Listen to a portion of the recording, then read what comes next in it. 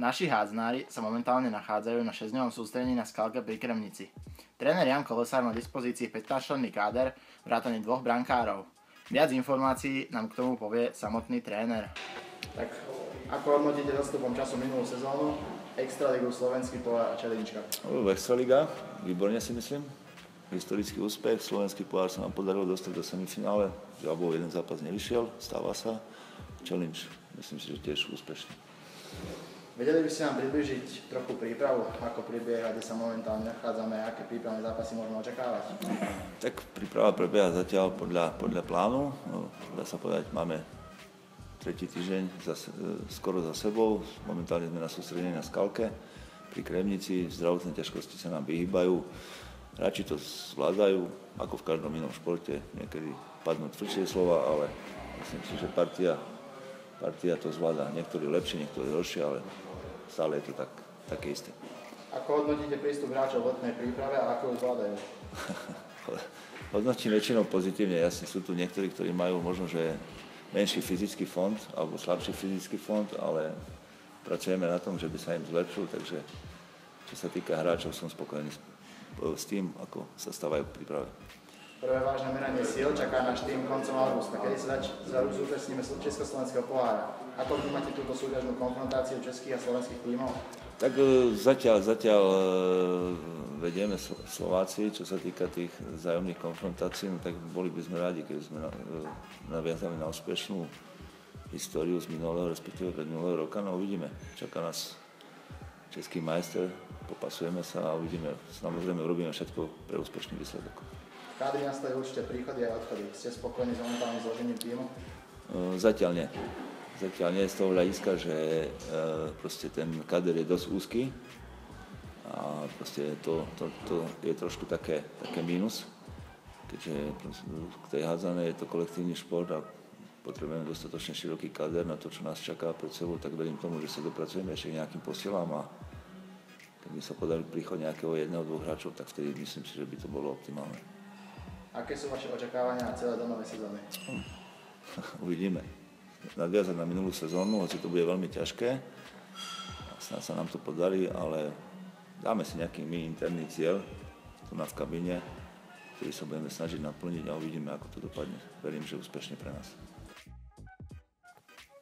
O vlastnostiach a prednostiach jednotlivých hráčov v tíme nám povie kapitán mužstva Peter Dudáš.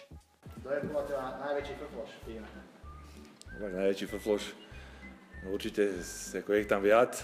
Sapi, ten všetko musí okomentovať, to je stará škola a starý známy. Takisto aj Ferko si trošku povie, Jerinko tiež.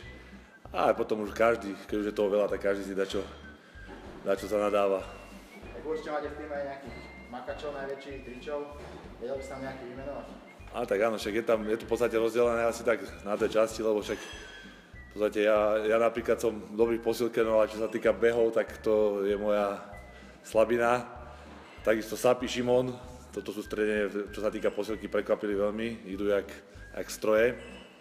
Takisto Ferino Šulc, a to, že čo furt frfle, tak v posilke vydá maximum, ale čo sa týka behu, tak určite máme na Pala Polakoviča, na Vlada Guziho, takisto mladý Jakub Kogera a takisto Golia. Máte v týme aj takých hráčov, ktorí napríklad zaspia na tréning, čo sú najväčší domilci? Áno, určite, to je jednoznačne Fero Šulc. To proste určite nikto nemá. Keď si takto vyrazíte večer niekam na kávičku, tak kto je taký najväčší kávičkár? Z kávičkár, všetci starí asi chodíme radi na kávičku, tam si pokecáme a večer, keď tréner nám dovolí jedno, maximálne 2 pivka, tak tam sme v podstate všetci. Nájde sa v týme aj niekto, dostal sa prehnane staré nejaký narcis? Určite Vlado Guzi, to určite, to je topka. Potom večer určite niekedy chodíte sa zabávať, kto je taký najväčší zabávač alebo aj šatní?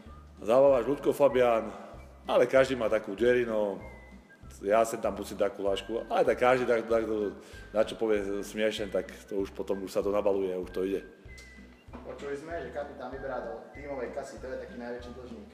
Vedel by sa nám prezradiť? Ako dlžník nie je nikto, lebo máme tam určené pravidlá, ja tu mám na starosti, takže tam idem tvrdo po nich, tam nemá nikto žiadnu šancu. A najväčší platič myslím, že tam je a najväčší platič je určite Šimon Michniewicz, lebo ten hra furt za mladých a oni prehrávajú, takže furt je z toho nervózny a furt najviac platí, takže to je najväčší sponzor náš. Kto vám púšťajú tú cestou na zápas aj takým DJom v kabíne? Šimon a Sapi, tie maďarské, najlepšie pesničky, ktoré to im rozumie iba od asi.